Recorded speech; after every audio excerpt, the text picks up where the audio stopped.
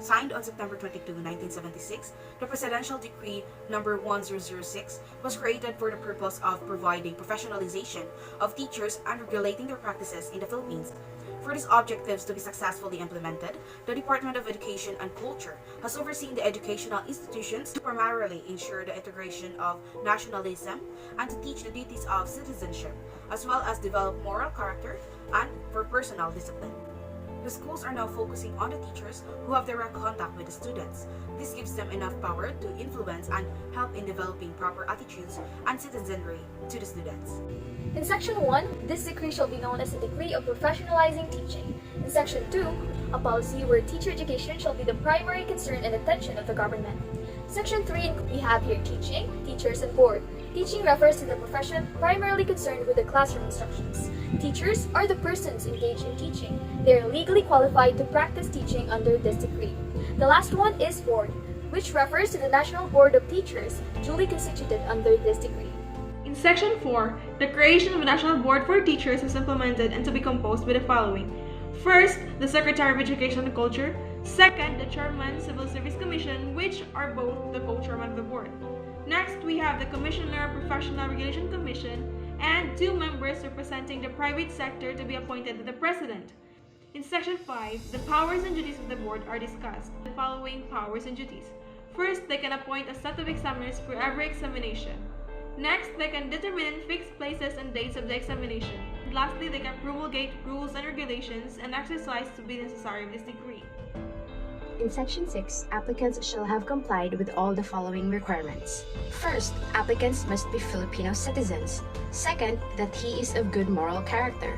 He must be physically and mentally unimpaired, that he is capable of rendering efficient services, and must possess the following minimum educational qualifications. First, bachelor's degree in elementary education or its equivalent for teachers in kindergarten and elementary grade. Bachelor's degree in education or at least 18 units in professional education for secondary school teachers. Third, bachelor's degree in the field of specialization with at least 18 units for teachers of secondary vocational and 2-year technical courses. An application should be submitted to the board's designated offices. Such offices screen and approve applications and issue permits for the applicants to take the qualifying examinations. In Section 7, it states here who will be the qualified examiners. The examiners must be someone who is appointed by the National Board for Teacher and are recognized in the teacher education program.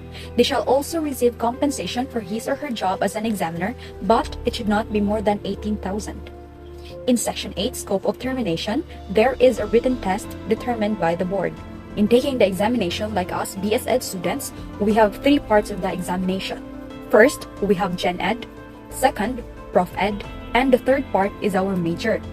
One should not get below 50% in all parts. One gets below 50% in Gen Ed. Even if he or she has more than 70% in general field, it will still not be considered as passed.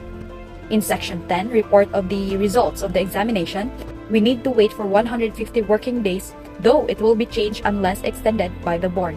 Section 11, the board may consider the certificates of eligibility or issue an entirely new certificate upon registration of the teacher. While in Section 12, it is stated that the registration shall evidence that the registrant is entitled of all the rights and privileges of a professional teacher until and unless that the certificate is suspended. While Section 13, when new certificates are replacing lost, destroyed, and mutilated certificate may be issued and subject to the rules of the board.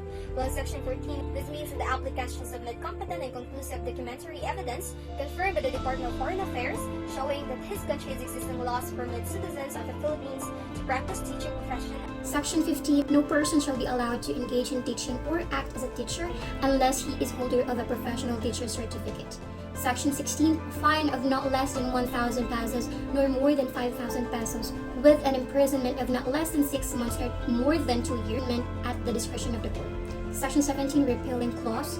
All acts, decrees, executive orders, administrative orders, rules, and regulations or parts thereof inconsistent with the provisions of this decree are hereby repealed or modified accordingly. Section 18. In case any provisions of this decree or any portion thereof is declared unconstitutional by a competent court, other provisions shall not be affected. Section 19. This decree took effect January 1, 1977.